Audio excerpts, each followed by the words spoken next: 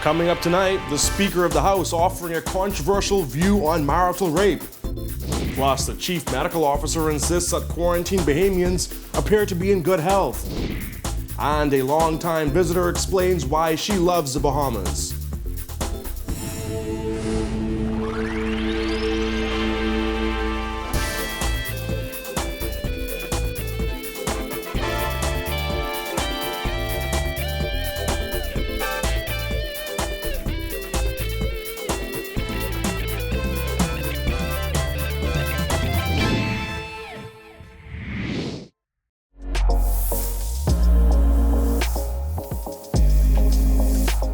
Our News is brought to you by Alive. Welcome to Our News and thanks for joining us. I'm Jared Higgs. Topping news tonight. House Speaker Halson Moultrie says he is conflicted about the issue of marital rape, but leans toward the view that spiritually a husband cannot rape his wife. Moultrie's comments came a few days after he tabled a report which noted that the Bahamas has an international obligation to address the marital rape issue. Opposition leader Philip Davis said there isn't much to be conflicted on when it comes to marital rape, and if elected, a PLP government will address it. Kyle Joaquin reports. And on occasions when one party may not even be in the mood, that union calls for the accommodation of the other desires, whether it be male or female. House Speaker Halson Moultrie, in an interview with the National Guardian, calling it a conflict for him when it comes to talk of marital rape and whether it can even be considered rape. He said in situations like this, he usually takes the spiritual side and his firm belief that when a man and woman wed, they become one. He added the difficulty comes in when he considers the law. I always prefer to lean with the spiritual aspect. I think that's the safest way because laws continually change. But then spiritual principles are forever, they don't change. The laws change to accommodate society and to accommodate traditions and mischief in society. Moultrie recently tabled a report called The Criminalization of Marital Rape and Intimate Partner Sexual Violence Across the Commonwealth, which was completed by the Equality and Justice Alliance. The Bahamas was listed as one of 4 states in the Commonwealth that do not have adequate legislation criminalizing marital rape. While opposition leader Philip Davis pledged to address marital rape if the PLP is elected. We commit that we will address it. Now, in the scheme of things, the economy is our number one focus. Yes. As your Prime Minister. The issue of marital rape resurfaced back in 2017 after a United Nations Special Rapporteur on Violence Against Women said the Bahamas is out of step with the UN's Convention on the Elimination of All Forms of Discrimination Against Women and has failed to criminalize all forms of marital rape. 2 years later, the issue remains on the back burner, even after a bill was drafted and circulated to community stakeholders. Davis reiterated his position on marital rape. We don't support men raping out their wives. And so we will support any measure that will penalize husbands who will rape their wives. For Our News, I'm Kyle Joaquin. Thanks, Kyle. Well, 9 Bahamians currently under quarantine in the Bahamas after recently traveling to China are said to be in good health and have not displayed symptoms of the coronavirus, according to Chief Medical Officer in the Ministry of Health, Dr. Pearl McMillan. She added they will be released once they complete their 14-day quarantine. We did take the decision, I think it was on the 30th of January, to quarantine residents who were coming back home and to, at the borders, not allow persons who are non-residents to actually come in. Since that time, we have gotten, I think, around just over 9, at least 9 persons quarantined, and they are being monitored. We are monitoring their vitals, temperature, and to date, they are all doing well. The virus has claimed more than 400 lives and infected over 20,000 people globally. McMillan says there are things you can do to protect yourself, including staying informed, washing your hands, and using your sleeve to cover your mouth when you sneeze or cough.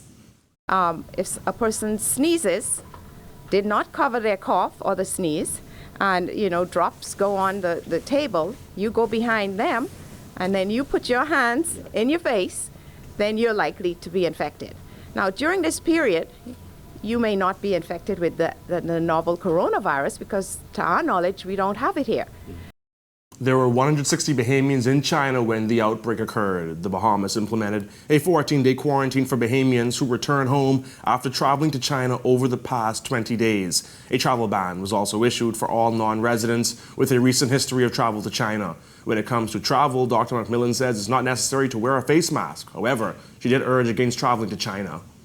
Only essential travel to China is recommended at this time by the World Health Organization. And by that we mean only if you must go. Not to go on a trip just because we feel like, seeing China right now. But if you must go, then you need to, practice the same things we're talking about here. With the world focus on the coronavirus outbreak, the Royal Bahamas Defense Force has amped up its protective measures in the wake of the spread of the deadly disease. Jasmine Brown reports. Officials here at the Defense Force say given the agency is the country's first line of defense, they are taking the maximum precautions.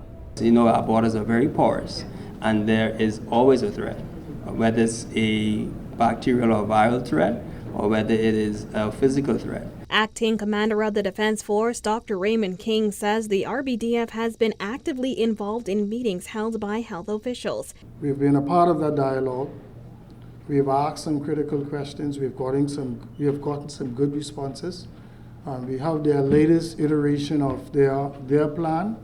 And my commander of operations, and I'll allow him to speak briefly, but he's in the process of formatting all of that technical jargon and incorporating it into our patrol or an operational plan for effectively dealing with any potential incidents. The outbreak started in the city of Wuhan, China. The outbreak began in early December 2019 and continues to expand in scope and magnitude, but has since spread to several countries around the world, killing more than 400 people. There have been more than 20,000 confirmed cases. More than 24 nations have reported cases, including several in the United States. The numbers are not lost on force officials who are also tweaking how they carry out their apprehension exercises. Force Dr. DERWIN Johnson says they have also had to tweak procedures. Our protocols that are being adjusted that would not really change the way that we do things because we have already been doing things in that regard at a certain standard and certain strategies that we have implemented already out to sea. Defense Force Commander of Operations, Chappelle Wims, says in addition to beefing up procedures, it's also vital for the Defense Force to communicate with stakeholders. While we are conducting our boardings, our searching, if we have some concerns, we would now relay that to the relevant authorities. Reporting for Our News, I'm Jasmine Brown. Thanks, Jasmine. Well, amid frustration over the slow pace of repairs in portions of Grand Bahama, the Minister of State for Grand Bahama insisted today millions have been spent to assist residents of that island to get back on their feet. George O'Bain reports.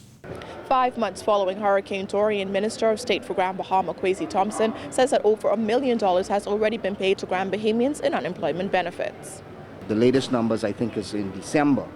Unemployment benefit that has been paid out has been in excess of $1.7 million, which has been paid out to Grand Bahamians since the storm. The $1 million figure was not inclusive of the unemployment benefits paid out for January, according to Thompson, who added that over $700,000 has been paid out in rental assistance, while $400,000 has been spent on appliance assistance. In recent days, some Grand Bahamians have expressed disappointment over the pace of recovery efforts. However, the state minister insisted that over 60 businesses have taken advantage of the Small Business Center loan assistance, with over $500,000 approved for loan payouts thus far. For micro loans, they've approved about $300,000 for microloans, and for small business grants, they've actually approved in excess of $250,000 for Grand Bahamians small businesses. He added that a budget of $10 million has been set for the small home repairs program set to begin next week.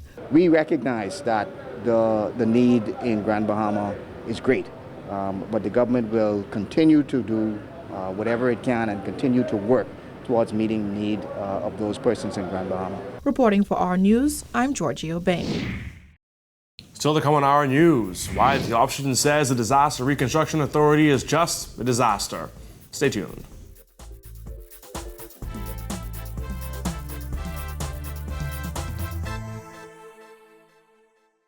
with Dubs. Hey. Speaking of ideas, though. Ah! Yes, solid idea, but. Here we go again. Joking, boy? Murder? That on their passport, sir? You better name him murder? Just gotta be a blessing, boy, because ain't nobody that stupid to come here to lose their money. Lose their money, boy. Gina T? On your right nipple, Gina? What it is? Don't be what this is, store. Well, Greasy Brothers, we gotta sing to you. Happy birthday from the Greasy crew. We can buy one down now, and all of us can share it. I like him. He's funny. You think that funny? Bum chicky, bum chicky, bum chicky, bum chicky, bum chicky. It's a birthday, bum chicky.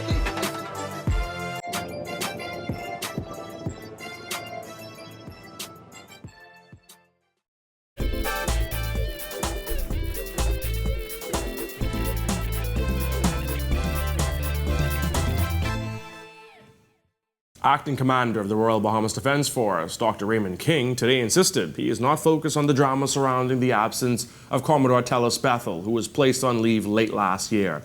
King was asked about the issue by reporters today.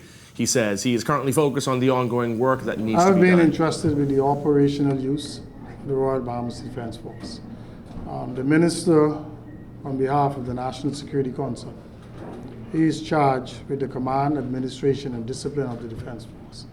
And he speaks to those matters. From my desk, Commodore Bethel is on leave, and in his absence, we have tremendous work that we're doing. The security and the humanitarian efforts in Abaco, particularly Grand Bahama, protecting our southern shores. As you probably would have noticed, most of the arrests that have occurred, we have choked them as deep south as possible. So we're running some effective strategies, okay? And that takes up my time. Bethel was placed on leave on October 15th, 2019. He was expected to return to work on January 15th. However, last month, National Security Minister Marvin Dames told Our News that Bethel will remain out of office until at least April. Opposition leader Philip Davis defending the last Christie administration's version of the Small Homes Repair Program. This after Disaster Reconstruction Authority Managing Director Kay Forbes-Smith said she doesn't want the new program set to be launched next week to make the same mistakes. Davis called Forbes-Smith a disaster and questioned her ability to serve as head of the new disaster authority. She is a disaster.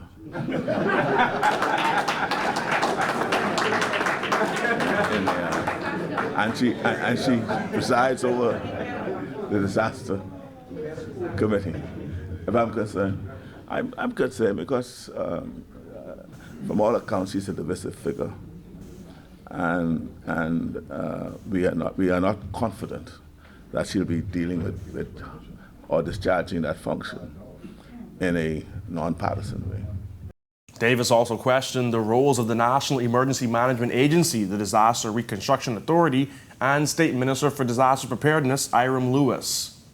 But that's the problem. Again, another disaster, because it just appears to be one bureaucracy over the other. Don't forget, he was appointed the minister, and then about a month or two later, you have this disaster authority, and she was appointed. And don't forget, even before those two, before the Ministry of Disaster and before the Disaster Authority, we had NEMA. So it's all these bureaucracies. It appears as though they're just trying to create jobs to appease their cronies.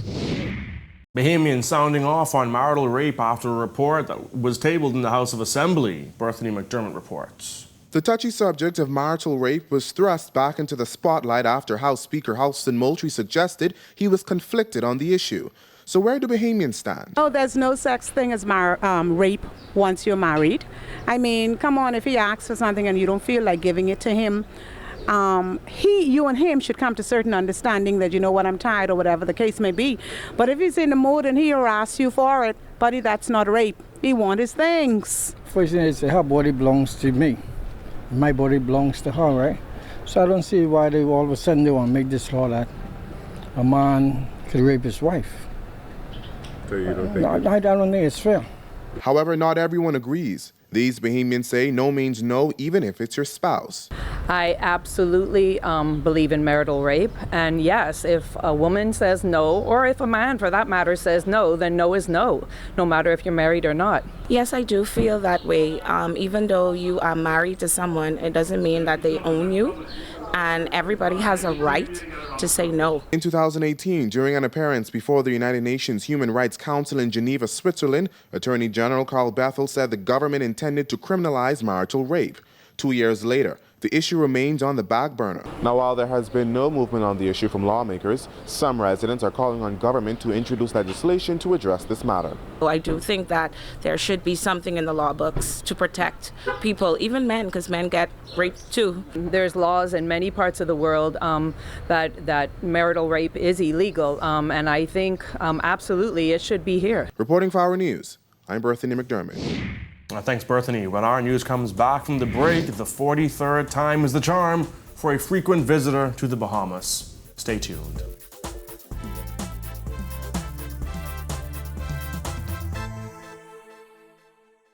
Hey, but Dubs. Hey. Speaking of ideas, though. Ah! Yes, solid idea, but. Here we go again. Joking, boy. Murder? That on their passport, so you might even murder. Hey, what did you start? There's gotta be a blessing, Mike, because ain't nobody that stupid to come here to lose their money. Losing money. Gina T? On your right nipple, Gina? What is this? Don't be what this is, store. MCMILLAN brothers, we gotta sing to you. Happy birthday from the Christy crew. We can buy one down snap and all of us can share it. I like him. He's funny. You think that funny? Bum chicky, bum chicky, bum chicky, bum chicky, bum chicky. It's a birthday, bum chicky.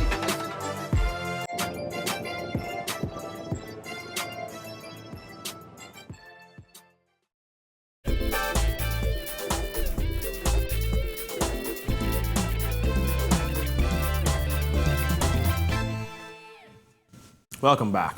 An American woman who has visited the Bahamas more than 40 times is sharing what made her fall in love with the country.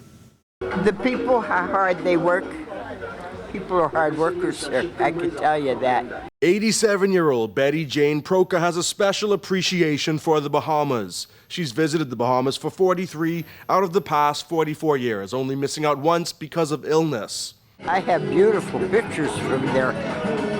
I look at them all the time when I'm home. Those are my main ones. The New Jersey resident was first encouraged to come to the Bahamas by a niece who told her she just had to experience the island life herself. She says she's been hooked ever since. Everything I liked about it, about this, the people mainly because I think Nassau has some of the most beautiful women in the world. Proka's love for the Bahamas has rubbed off on her daughter, Mary Ella Coakley. If the last name sounds familiar, that's because it is. She married a Bahamian, and she says visiting the country helped deepen her own appreciation for the Bahamas. I can see why, just over the change in the 7 years that I've been coming here, why my mother fell in love with the people and the culture. Proka only missed one trip to the Bahamas when she was battling lung cancer years ago. She says she was lucky because doctors caught it early. Her daughter says she started her own streak of trips to the Bahamas to celebrate her mom getting well. When I came here 7 years ago, my mother became a lung cancer survivor 7 years ago. That is when I met my husband down at Our Key. So I've been coming back every year for 7 years. She's starting a run of her own, but she's a solid ways off from her mom, who says she plans to continue her visits as long as she can. I take very good care of myself. I want to live a while yet. And if you're looking for a good book to read or something different to do, then you may want to check out Logo's Hope Floating Book Fair when it anchors in New Providence in just a few weeks. The ship is expected to dock at Prince George Wharf March 20th to March 31st. Project coordinator Juliana Medina was in town recently to ensure everything is set for the ship's arrival. Our aim is to share knowledge, help, and hope. So knowledge is through the books. We have a whole deck full of books. We have around 5,000 titles. And the part of help is we do a bit of humanitarian help. So we have water purifiers, we have eyeglasses ministry. So it's like we just go and do some tests and give out glasses and hope, because we are a faith-based community of Jesus followers. This is not the first time the ship has docked in the Bahamas. It previously sailed into Bahamian waters back in 2017. Logos Hope boasts over 5,000 affordable books for purchase. It's operated by Good Books for All, Ships, an international charitable organization registered in Germany. Medina says they are hoping to make this trip as impactful and exciting as the last. They can expand cultural events. So, for example, the first Sunday we're here, the 22nd of March, we'll have an event called Meet the World. And it's just an exchange of dances, of just like getting to know a little bit of the crew. And it's called Meet the World because you're like meeting different parts of the world. Another event we're going to have is The Lion, the Wardrobe, and the Witch. That is like an Narnia production. And it's for families, for kids, and you're welcome to join. They're really good. Like, I've seen the actors, I've seen the plays so many times, and I never get tired of them.